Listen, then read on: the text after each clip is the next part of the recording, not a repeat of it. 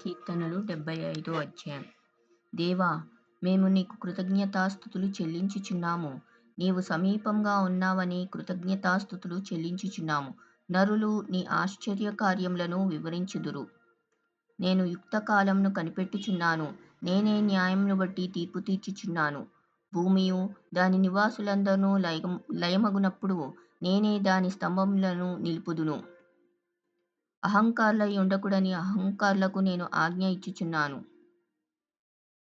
కొమ్ము ఎత్తకుడి, ఎత్తుగా కొమ్ము ఎత్తకుడి, పొగరు పట్టిన మాటలాడకుడి అని భక్తిహీనులకు నేను ఆజ్ఞ ఇచ్చుచున్నాను.